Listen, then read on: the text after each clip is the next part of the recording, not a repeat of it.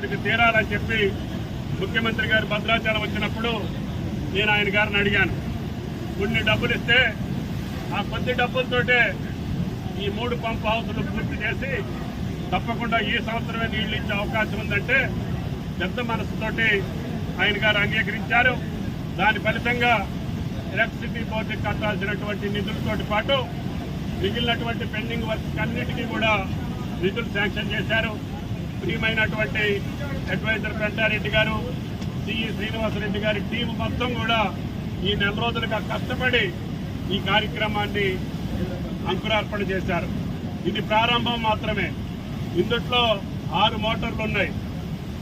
9,000 క్యూసెక్కులు గోదావరి జలాలు ఎత్తి ఈ కాలువలో పోసే ఈ మొదటి లిఫ్ట్ ఇరిగేషన్ బీజీ కొత్తూరు. దీని తర్వాత పూసుగూడెం సెకండ్ లిఫ్ట్ ఇరిగేషన్, మూడోది కమలాపురం థర్డ్ లిఫ్ట్ ఇరిగేషన్.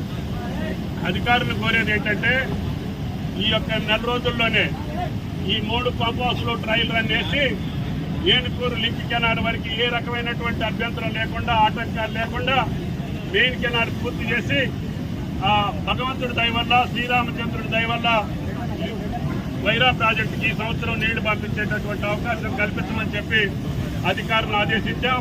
వాళ్ళు అదే పట్టుదలతోటి రేయంబాబుళ్ళు కృషి చేసి పనిచేస్తున్నారు. ఇరిగేషన్ శాఖ మంత్రులు కూడా ఇప్పుడే ఈ రైతాంగానికి శుభాకాంక్షలు తెలియజేశారు. కష్టపడ్డటువంటి అధికారులు కూడా నా హృదయపూర్వకమైనటువంటి ధన్యవాదాలు తెలియజేస్తూ తప్పకుండా ఆగస్టు నెలలోనే ఈ పంట కాలానికే గోదావరి జలాలు సుమారు 1,50,000 ఎకరాలకి అందించేటటువంటి భాగ్యం ఆ భగవంతుడు కల్పించాలని చెప్పి అన్ని కార్యక్రమాలు సజావుగా నడవాలని చెప్పి దీనికి అవకాశం ఇచ్చినటువంటి ముఖ్యమంత్రి గారికి, ఇరిగేషన్ శాఖ మంత్రి గారికి, జిల్లా మంత్రులకి, జిల్లా శాసనసభ్యులకి, జిల్లా ప్రజలందరికీ కూడా నా హృదయపూర్వకమైనటువంటి నమస్కారాలు తెలియజేస్తున్నా. మీకు కూడా ఎంతో సహకరించారు. ఈ గ్రామస్తులు ఉప్పలరెడ్డి గారు శంకుస్థాపన రోజే నేను ఆయనకి పాదాభివందనం చేశాను. మీరు ప్రారంభించండి. ఇది పెద్ద ప్రాజెక్టు, సుమారు 10 లక్షల ఎకరాలు స్టెబిలైజేషన్ తోటి పాటు సాగర ఆయకట్టుతో పాటు 2 జిల్లాలు కూడా సస్యశ్యామలం అవుతాయి. భవిష్యత్తులో తొమ్మల చెరువు కూడా లిఫ్ట్ ఇరిగేషన్ పెడతాము.